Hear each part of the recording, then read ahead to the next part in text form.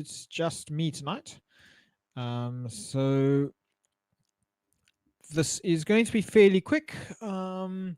More of a overview of things than an actual meeting and discussion. Apologies for no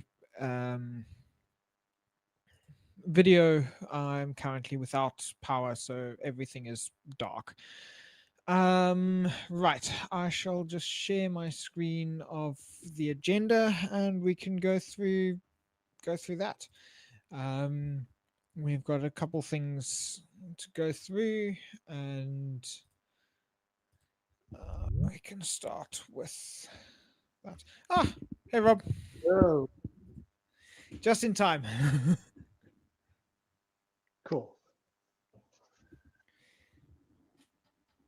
Thought I was going to have to solo this one. Oh no, no. Like I've been here an hour before because somehow I couldn't figure out, UTC and daylight savings time, and I was like, okay, that's 2 o'clock, and I'm like, nope, I got an hour, so that's fine. Awesome. Well, welcome. Thanks. If see, there are a couple of people following on YouTube. I will be tracking the questions from YouTube and Matimo's chat. So if anyone wants to get hold of us, chat.libretime.org or the live chat on the YouTube video. The agenda is available and linked from Discourse. So go to discourse.libretime.org or in the description of the YouTube video. Cool. So, first point in the agenda is progress reports, what you've been working on. Rob, I know you've been busy with school and everything, so congratulations on Thanks. on all of that. Yep, it's nice to be done with that. Now I feel like I have a little bit more time, but I'm sure it will get taken up by different things. So Always. yeah. Cool. Have you been working on anything recently? No, I've not touched anything. I need to go and just review some of the PRs that you've put up. That's probably the top thing is API 2.0, which you've worked on. So just giving you help to review. Yeah. So yeah, that is pretty much the only thing I've been working on too. Okay. I guess I lost my connection. But yeah. But yeah, that's effectively the only thing I've worked on as well. If yeah, there's so that's now in a place ready for review.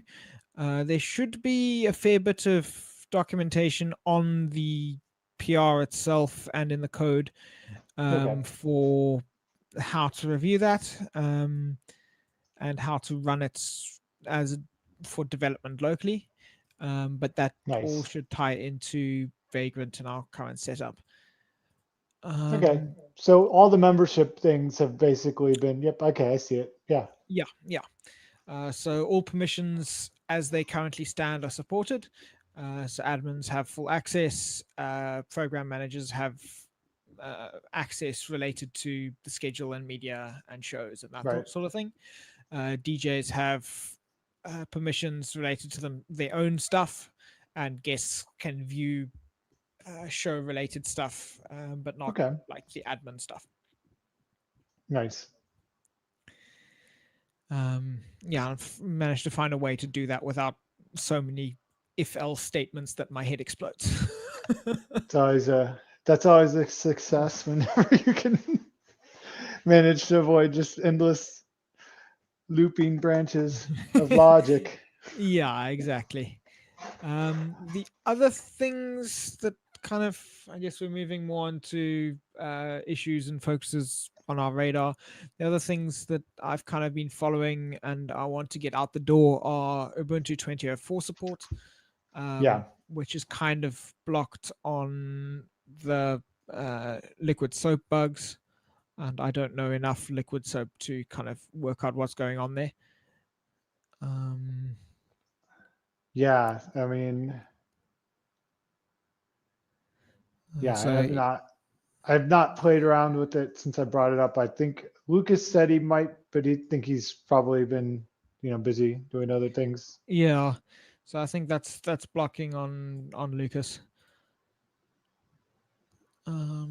Cool. Then a couple other open things, but those I think the biggest ones that I've kind of been following. I'll see maybe I can spend some more time on the 2004 support now. Now the 2.0 is out the door. Yeah, I mean, is there any other PRs? I think there was Python 3.dev. Is that making things broken for people? Should we merge that right away? Yes, I believe it's. I haven't experienced this bug, but I Okay. haven't done a straight install. I haven't blown away my Vagrant install for a while. Okay. I So need to get my Vagrant set up. I need to basically just build my whole LibreTime development environment again because I haven't been doing anything for a while. I don't think this new computer is set up, so I will do that so I can test everything and get it okay, merged. cool. Because I could probably just merge it since it's such a minor change, Yeah, but and I it did would be remove the duplicates that were right. in there. So It maybe, does. yeah. Yeah. So I think it would be good to merge it. I will just try to make sure I test it. Just I like to test things because Yeah. I also need to review this other PR that somebody had submitted to make sure it actually fixes the bug that they were trying to fix. But I think that's all that's assigned to me. I don't know for the beta. I think the biggest challenge is still the watched folder. Yes. So maybe someone else needs to take over what one of the various Yeah, uh, PRs trying to solve this issue, um, and kind of work with it from there. nope, we have a new Um, person. yeah. Hey, Bob. Hi, it's Bob Bob, John. okay. Hey. Sorry, no camera today. Oh, no problem. All good. Me neither. Configuring a new computer I hadn't used before.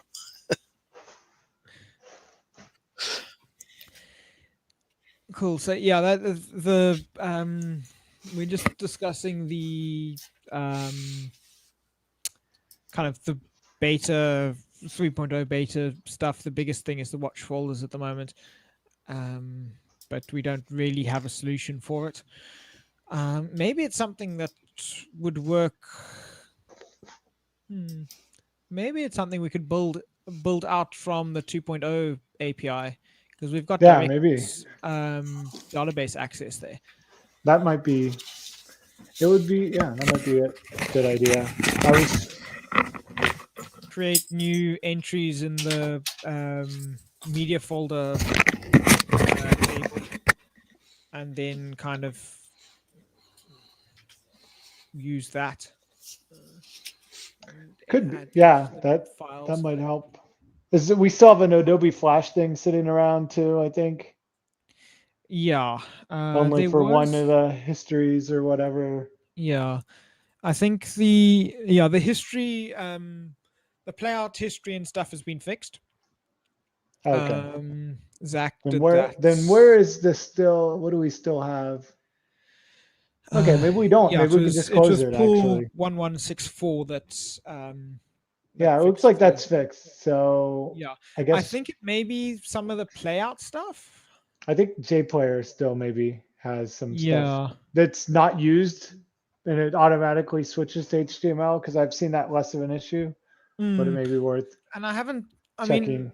I haven't run a browser supporting Flash in a while, and I haven't run into any issues trying to play back media.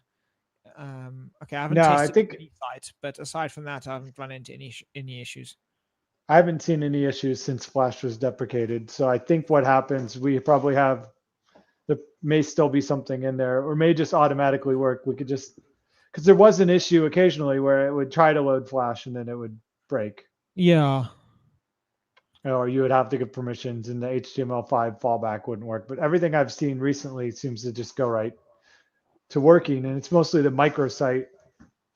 Mm. So still, I Okay. Then, guess it would be worth checking on maybe, but maybe it's worth, we could put it yeah, out. I'll try this week test the microsite, see if there's any anything there that causes issues.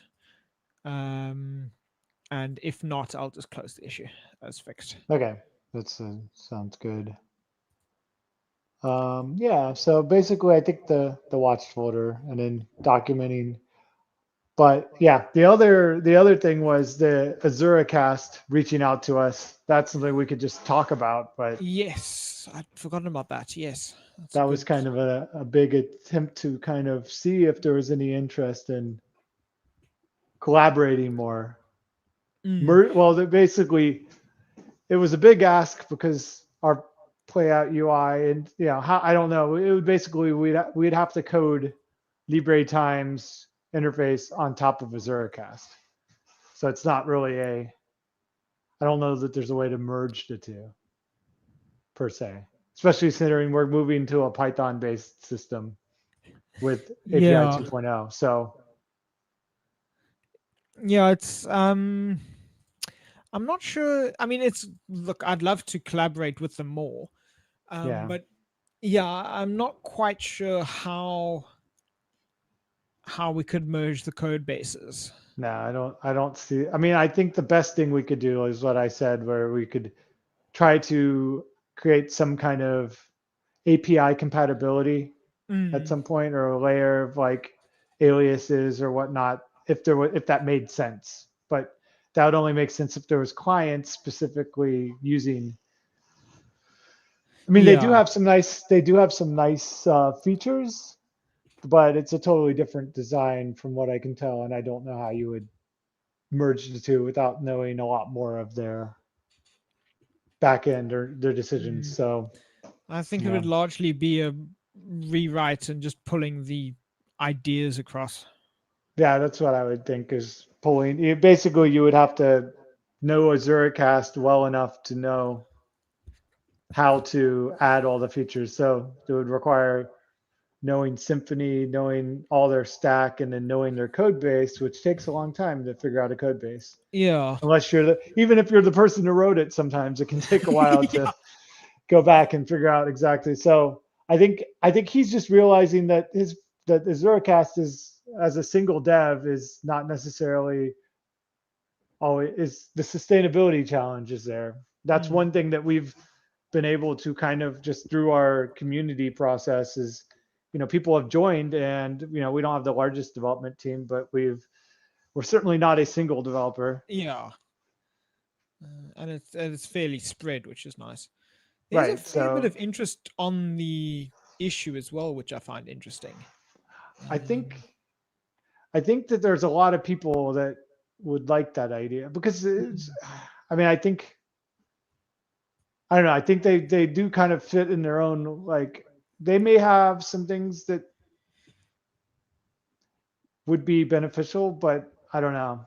I think like our biggest weak point is honestly is the thing that they think we have the greatest understanding of, and that's the liquid soap scripting, yeah. because that's probably the thing that I've noticed that it still happens with my station occasionally where we'll just go out of sync with the schedule. And that's a huge, you know, people Yeah. get frustrated when all of a sudden, something. So if anything, I feel like that would be our number one challenge versus even the PHP and everything like that is not as big of a deal as things just not working Mm.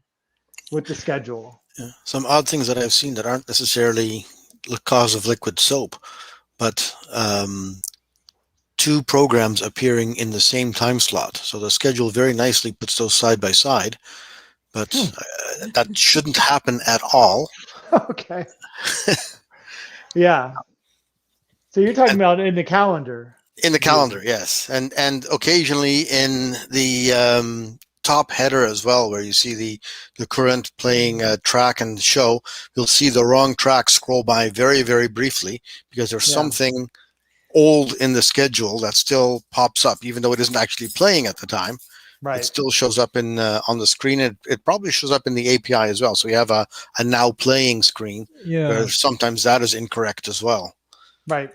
And then I the have a whole thing, feeling some the, of the sorry, I have a feeling some of the add show stuff is because the validation doesn't account for time zones. That could We've never issue had 1201. we've never had odd time zones, different time zones in our station. But I do see that on the front screen player. The before the login screen, the player there, the the list of upcoming programs switches at 0100 Oh yeah, UTC. So yeah, that's a small thing. It's not something we publicly publish anyway, but it, yeah. it No, that's been a bug for a while that somebody pointed out that nobody yeah, quite dived into. Was just the it's not important. That's not to me. it's no. I think the when it gets when there at least needs to be some way to kind of reset things, because the only way I ever fix it is basically just starting and stopping liquid soap and the play out in Yes. no particular order, and then all of a sudden it kind of knows what to do. So if we could prevent that from falling apart, that would be ideal. But if we had an easy way for it to kind of refresh for at least the end user, so that somebody doesn't need to know what to type on the Yeah. from the console to do it. I don't know. That's a challenge though, because that involves permissions, and giving that level of permissions to a web interface in Apache or whatever. I don't know. I don't know exactly the most secure way to do that, or even exactly how you would do that, because usually it requires, root or admin super user to basically be able to restart a process like that. So I don't know. That would require some research. There may not be a simple way. Ideally, the way would be to prevent these kind of falling out. But I think it's something in the airtime play out to liquid soap that Yeah. I usually some see way it in that happens. Python. So or like that, or liquid, or there's probably a way of fixing it within, which would require a little bit better knowledge of liquid soap to just kind of override or detect this error, because it only seems to happen when it can't delete a file because it still thinks it's in use. That's the only thing I mean, it would be Yes. ideal the challenge is we have 4 different programming languages involved there. OCaml, Erlang, OTP, or Erlang, and then PHP and Python and JavaScript. And at least we don't have any custom C code. There's no assembly. Those might even be easier, but no. It's hard to step through the whole process and figure out how to recreate it, because it would be a lot easier. I mean, I've been re-implementing half the Python stuff, and I still don't know how it gets to liquid soap. It goes through a telnet, I think. It uses the telnet interface to send commands. Oh, dear Lord, what an abomination have we taken on? Yeah. I think that's how it interfaces with liquid soap. If that's my memory is correct. I mean, I don't think liquid soap exposes an API but I could be wrong. It's a scripting language, so right. So it's weird. Yeah, it's something that we maybe need to deep dive into and try find a different way of doing stuff. But I guess if we can keep it working as much as we can for the moment, get a beta out and then kind of look into it. Yeah, I know years and years ago somebody suggested that we should use, what was it, one of the just built-in media libraries, a different media library instead of liquid soap. Something simpler. I don't remember. It was not the whatever Totem's built on, or something, some GT, whatever the GTK based media player was, but I don't know. I think liquid soap provides a lot of nice features and functionalities that we don't actually use a lot of, but even the ones we do use are pretty nice. I mean, even just the Icecast harbors are nice. Exactly. So that's really nice. And the web stream automatically playing is nice. But there is some complexity. There's enough failures that I've actually scripted a status restart reload thing for all 5 services, actually, including RabbitMQ. Just so that we have a single command line to just zap it all. And make Hasn't it happened a restart. lot lately, but yeah. Yeah, it's Oh. so intermittent, which is what it's so. There's never any reason that I can find why it particularly it happened. Yeah. So Yeah, so we definitely need to spend some time digging into that. Those deep dark dragons. yeah, that would be probably like Wish I had more time. Yeah, I know. It'd be like I feel like it's actually amazing that we've gotten as far as we have with the limited amount of time that we are all able to put into it, and just like nobody working on this all the time. At least For what not it's being worth. paid by the project Yeah, for for full what it's time. worth, I've got some really good comments from our users. We have one professional music announcer who works for another radio station as well, who, when I switched from airtime to LibreTime, said, "Oh, this is very good, much nicer than what was there before." So, Yeah. that's coming from a professional radio announcer. Nice. Yep. Yeah, people seem to like it too, and we have probably way more users than we're actually aware of, because we have no telemetry, we have no, we don't track anybody's use, we don't track any installs, so. And I like it that way a lot. Oh yeah, no, it's nice. It's like I don't suggest that we should do. People can tell us if they want to, but yeah, no, I just suspect that it's a pretty useful tool for a lot of people. Yeah, on the YouTube chat, Noel says, "Thank you for all your work on LibreTime, and I want to personally thank whoever worked on the auto-loading playlists and smart block least played audio selection." Oh yeah, Yeah. that was it. I love that thing. I did that, but yeah, that was definitely makes a huge, yeah, the least played. Yeah. So The other thing that I would played like to last. see is the number of plays for a track. So if number of plays is 0, because right now I can't select an unplayed track. For some reason, the last played field, when it's blank, has a higher sorting value than any date that I can put in there. So having a count in there as one of the parameters to select for a smart block would be absolutely wonderful. Actually handy for us as well. I'll create the issue quickly. Yeah, no, I could definitely play around with that some more. Yeah. I'd a love feature to request.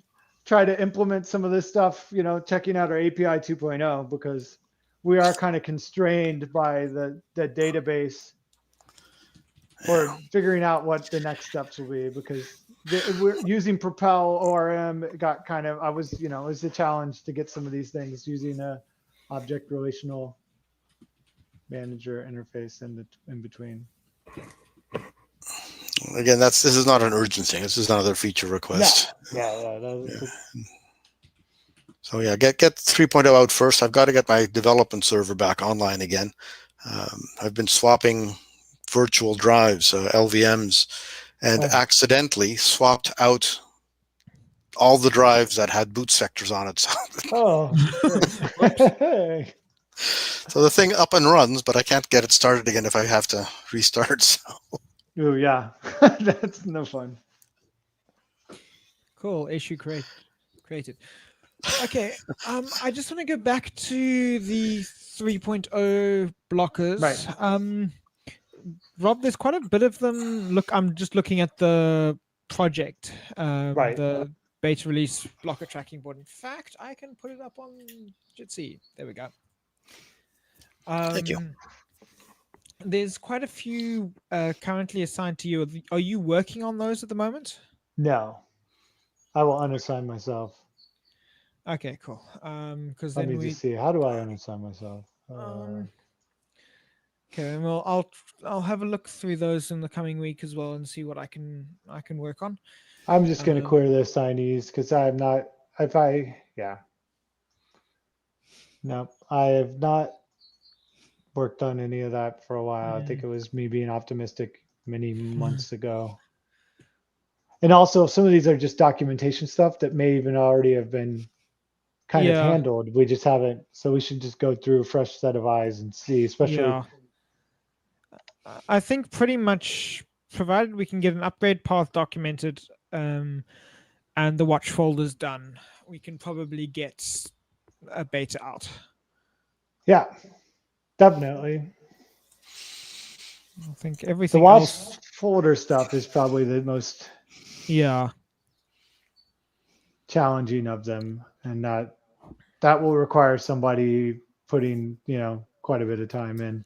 Basically, re-implementing Media Monitor, which was the functionality that was stripped out when they released Airtime Pro, that we built this off of the software as a service dev branch. So because they mostly were wanting to like have everything hosted in S3, so it was all just kind of like, well, we don't want to actually, yeah. Yeah. And we need to work out what kind of architecture we want for that. Whether we import everything, leave it as is, what happens on delete. Yeah, no, we All of need to that. just like spend some time figuring out what happens, and actually architecting it, because there's lots of people that fixed, added this. I even added one that just basically created an import directory, and you could copy files and then they would be imported automatically, but it was kind of Yeah. not really what people want. I think people definitely want to be able to plug in a folder and have it scanned, and then be able to remove stuff from that and have it removed from LibreTime, which is, or maybe Yeah. that would be the challenge. Cool. Maybe we should schedule. I don't know whether Discord post or another kind of meeting like this uh, would be more helpful in working out that architecture. Yeah, I guess somebody is just going to have to, we're going to have to look at it and really kind of think about it. And we could even do it right now, but I don't know that this is the time, or that Yeah. we've had enough time to read it. I think if like, and read through the way that it previously worked. Yeah. So it was the media monitor, was it, that we need that Media we're trying to Monitor replicate? basically, yeah, we were basically wanting to duplicate something like Media Monitor, which was in Airtime, and that Okay. used, the FS Notify, iNotify, or whatever the iNode watcher, which I ended up, learning a little bit when I was trying to implement the automatic import functionality, but I didn't get Yeah. as far as, we're just, how do we deal with files that don't exist?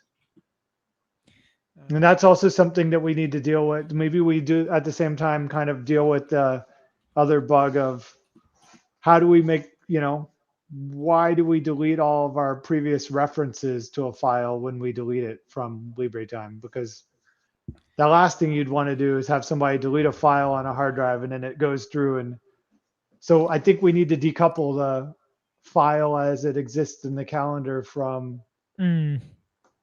at least to play out history, because there's no way you would want to have a file disconnected and all of a sudden you have no history of what played because Yeah. the No. drive Yes, fails. Exactly. I've run into that problem already. Actually, we're trying to depend on those logs produced for our SOCAN and CRTC logging, and right now it's not a proper journal. Right. No, it isn't, because it allows you to delete stuff. Yeah. Then it wipes it out in the back end. It's a completely like wrong way Even of doing it. even just changing attributes on a track will Right. change what it says in the logs, and that's not Yeah. right. So that, I think we'll have to address that probably if we're going to do the import folder properly as well. At least if we're going to give any ability to delete stuff to it. And then we're also going to have to deal with, how do we deal with something that existed and then doesn't exist anymore? Because at least LibreTime has its own contained library that in theory it has control over all those files, and you aren't touching them from outside. So yeah, I think that'll be something we'll want to, like, if we could fix both of those at the same time, that would be great. But it seems like it would be it will require some coding. Okay. Cool. Yeah. So we definitely need to go away and look at those, and try work out what's what we can do going forward there. Yeah, it may just be a matter of adding a block to CC files that basically makes it an archive or something. We might have to just add something in there that shows that, if something's in the archive, then it's archived and you can't delete it, like from the So database. instead of removing the record, just mark it as You know, archived. is deleted. Yes. Yes. That the thing that all the data miners use to like allow you to delete your data from Facebook. Oh yeah, it's been deleted. It says right here it's deleted. But at least for these purposes, we actually, in theory, a radio station wouldn't want to erase their playout history. we could also use that as a way of implementing like a limited validity for media files. So having Right. stuff that's only valid between date X and date Y. That'd be really good for PSAs, so I can auto delete the PSAs and get them out of rotation automatically. Right. Yeah. If you're putting in a flag, make the flag a date stamp so that if somebody wants to do some forensics, they can see the date that the thing was deleted rather than just the fact that it was deleted. Yeah, that'd be a good thing too. Because I think we do have an when it was uploaded field. Yes. There is. And it'd be good to be able to see when stuff is deleted. And even if it's archived, we could just move it into an archival state or even just leave it on the file system. And then you would, that there is like a limited, some people do have limited hard drive space, but if you're hosting it yourself, your hard drive space is probably not so limited since it's all, audio files are not the largest. Yeah. Except for waves, when people like to upload lots of waves and all their tracks as waves. We have 4 1 terabyte drives in a RAID configuration at the moment. So, that's, and we're using like 15% of our storage space. So it's not lacking for disk space. Right. So I think if we just made it so that, so then and people would be able to clean up things a little bit more too, without feeling like they're wiping out the other, the history, or even actually wiping out the file. If you could retrieve the file, in theory. Yeah. And undelete. Undelete, yeah.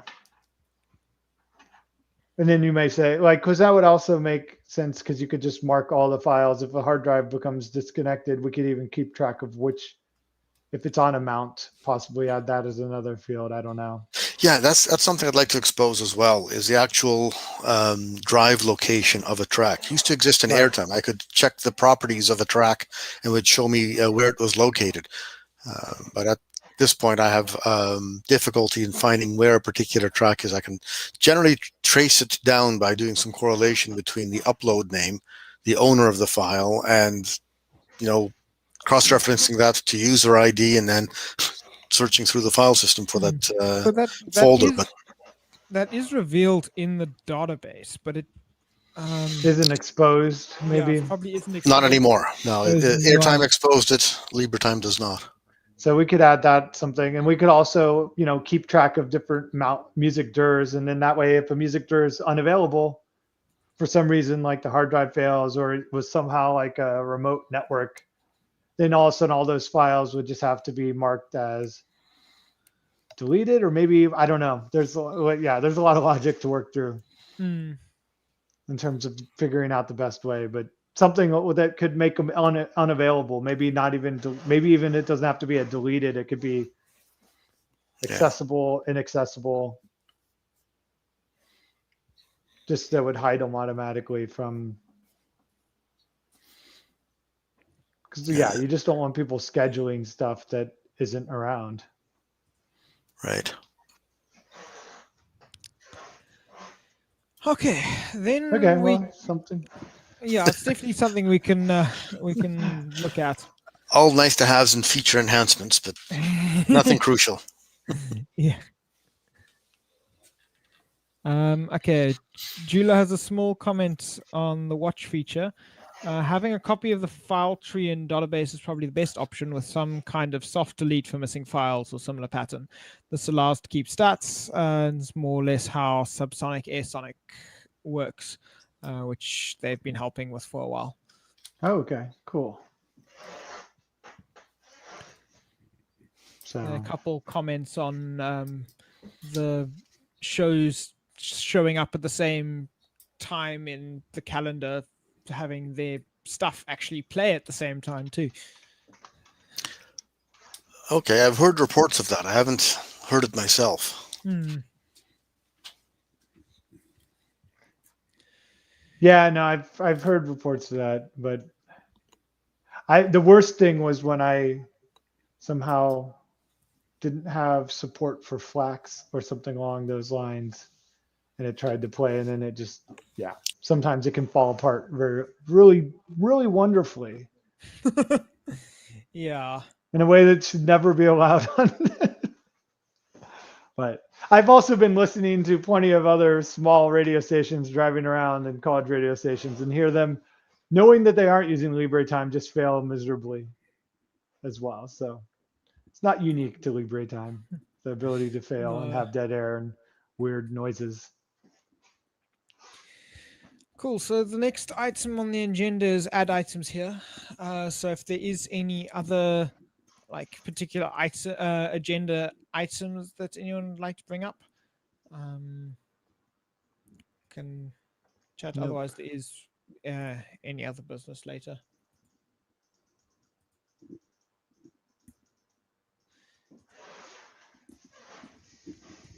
Cool.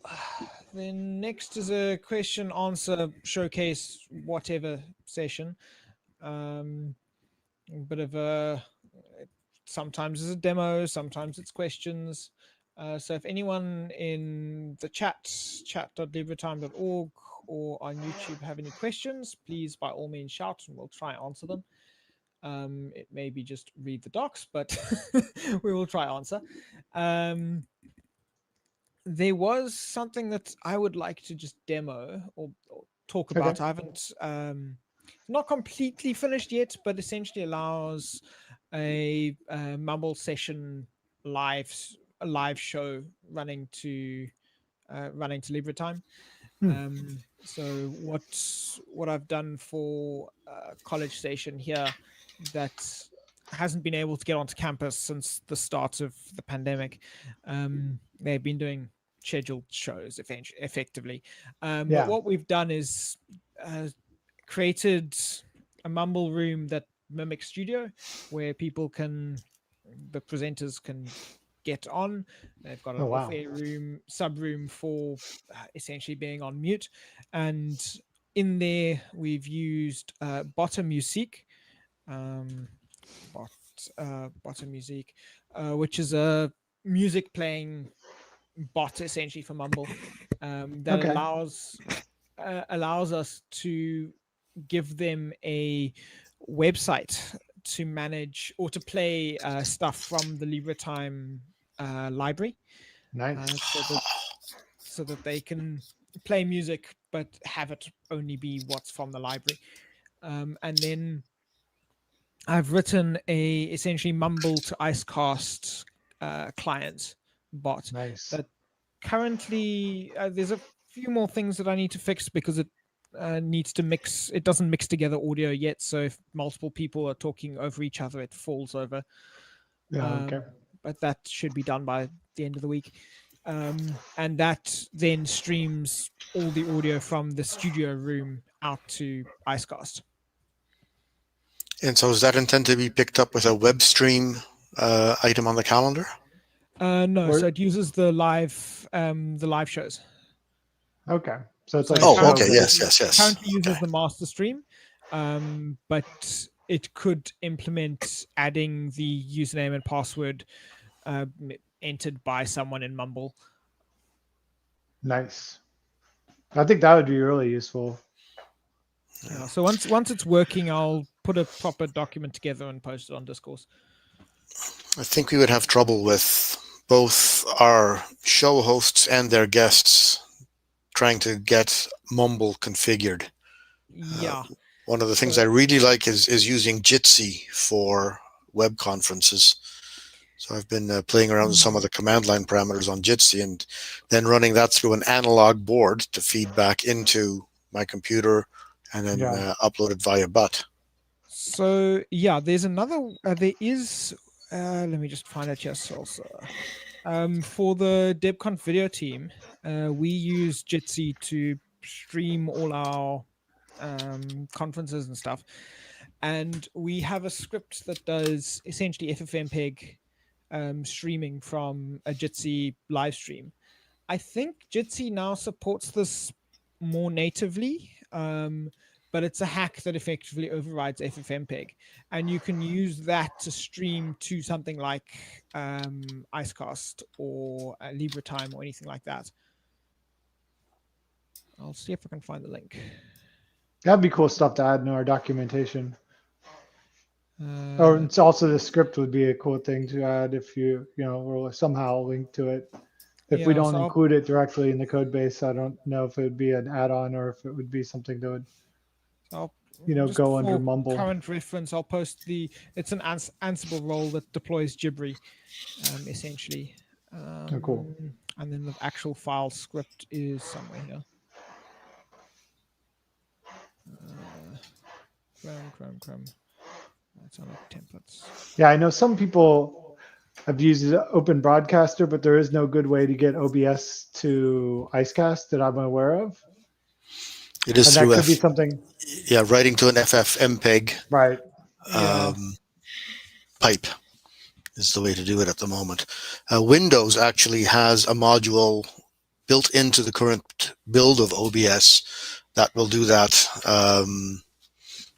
right within the client, so you don't have to do odd things. But the Linux client for OBS does not. Yeah, for the people that are doing that for my station, I just built them a netbook and they just have it running to their mixer and then going out to and connecting with butt directly. But it might be nice to have a more direct way of doing that. But that also, OBS is primarily for local people anyways. It's kind of not, you can do it remotely, but it's not as optimized as like Jitsi or something. Yeah. The other thing I've been experimenting with is a WebRTC front end to Mumble. So there's a couple fixes that needs to actually happen there before it can be used. So that would be something that allow basically to do it without a client. Yeah. Cool.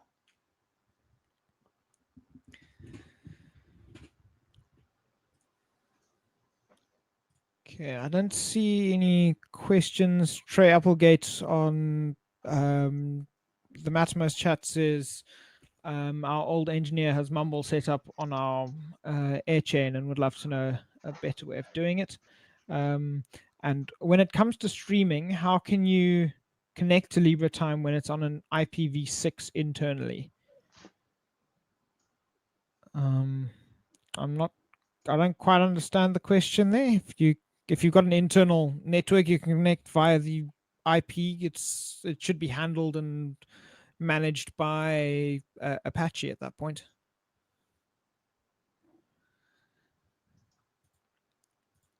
And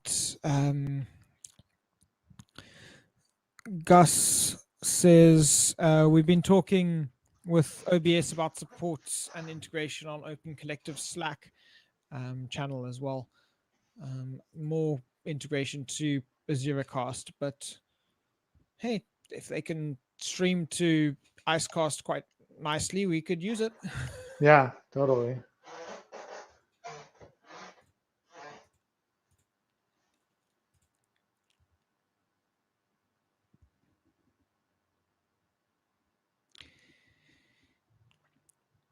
Cool. Is there any other questions or comments or things like that? And from anyone in the room or chat on YouTube or discourse? Mattermost?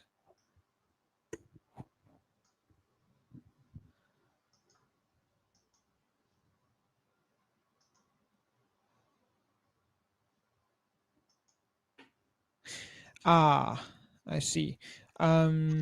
So feedback on the streaming connecting to LibreTime when it's IPv6 internally. Trace says the confusion is that LibreTime asks for port to connect to, and IPv6 does not use ports. I think, doesn't IPv6 still use ports? I don't know. I would expect it, but I haven't used it enough to say. I mean, the IP addresses are incredibly more complicated, but Yeah, but it should still use. There are probably enough IPv6 addresses that every application on a computer can have its own IP address. yeah. But then how does a okay, yeah, it does take ports. It's like if every application has a IPv6 address, then you have an interface for everything. Those are weeds. I'm sorry. I don't know enough about it. Well, your interface has 5 million addresses. That would be great fun. Maybe the ports are just different. Yeah. Okay. Apparently, they can still use ports as normal. The only trick is you've got square brackets around your IP. Oh yeah.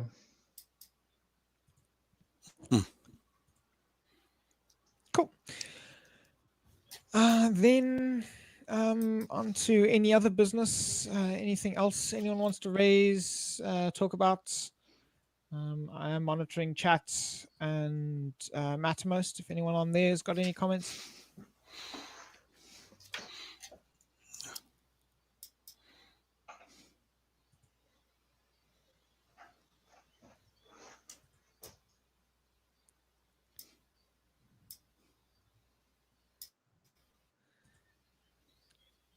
I'll say it is nice to see quite a bit of interaction from the various chat platforms. Oh yeah. It's kind of the first meeting where we've had a fair bit of chat in all of them, which is great.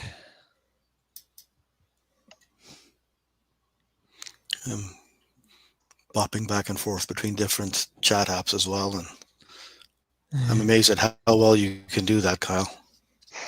It's taken practice. Many DebConf conferences of managing 3 or 4 different IRC rooms. And that's one place where we're not. There's no IRC channel for LibreTime, is there? There's not. There used to be one for airtime. I used to hang out there, and there would be every once in a while somebody would show up, and then, hey, can I get help? And then nobody would respond. So that's kind of how it works. yeah, so I think we decided that we've been trying to be more limited to like the platforms that we create to at least make sure that people actually use them. But it's grown enough that people seem to be using lots of things.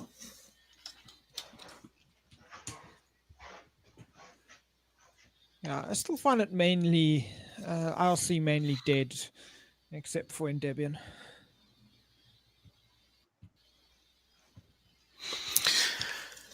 There's a couple of online radio stations. I'm thinking of a non-radio and Tilde radio, where they have fairly active chat rooms. A non-radio uses their own not proprietary, but unique system. Tilde radio is on an IRC channel. And I've often wondered what they're using for their station automation. Pretty sure a non-radio on sdf.org has something custom written. I have no idea how Tilde radio works. Yeah, the Liquid Soap workshop had a lot of interesting custom built solutions that people had put together with Liquid Soap that were kind of demoing. I think having a chat room too, I don't know the best way to integrate a chat room for users, but that's something my station's looked into. There's, some places use just these proprietary overlaid, hosted software as a service solutions you put on your website, but I'm trying to figure out the best open source one that would be useful. I think it may be Rocket Chat has some integration. So you could just overlay it onto your website and kind of have it work, but I'm not sure. I haven't looked into it enough. I think Matrix has done something similar as well.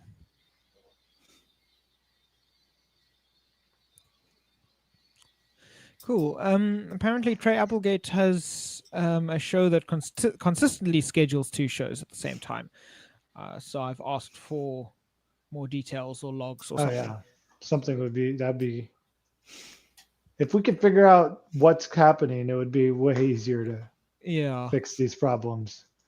So far, they've eluded our casual poking. Cool. And another comment from Gus. There are a couple other LibreTime integration folks to talk about. Sorry. There are a couple other LibreTime integrations that folks are talking about in the Open Collective Slack. Discussions are pinned for easy access in the, I think it's community media channel there, or open producer channel. So if anyone is interested in those, they are more than welcome to join that, as well as the Mumble Mattermost chat, chat.libretime.org. Cool. Well, it's about 10 got about 10 minutes left. Almost said 10 to 10, but that's only for me. So thanks everyone for coming by. Thank you for all those in the various chat platforms for stopping by. The YouTube video will remain up. As always, there is a link from the agenda and in and the which you can get to from Discourse or Mattermost or the YouTube description. So thanks a lot. The next meeting is the next thing we need to chat about. The 17th of June is a Thursday. Should we maybe try that at the same time? Sure. 17th sounds good to me. Yeah. This generally works for me. I can't promise for sure, but I think it's a good idea. Okay, cool. Then let us set it for, let's make a note here, 17th of June. 1900 UTC again? 2021 at 1900 UTC. All right. Let me add it to my calendar. Awesome. And then Null has a comment. In the past with airtime, if you deleted a recurring show individually, then it could double play. However, if you deleted all recurring shows, then it would be fine. So maybe it's something related to that. That would make sense.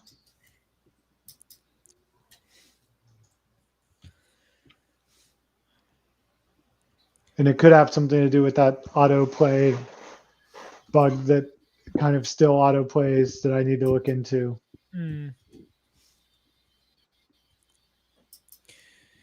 Okay, well, thank you so much, everyone, and we'll see you next time. Thank you, Kyle. Yep, thanks. Well, thank you, Rob. Thank you. Yeah, it's a pleasure. Thank you. All right, see everybody in a month or so. Hey, bye-bye.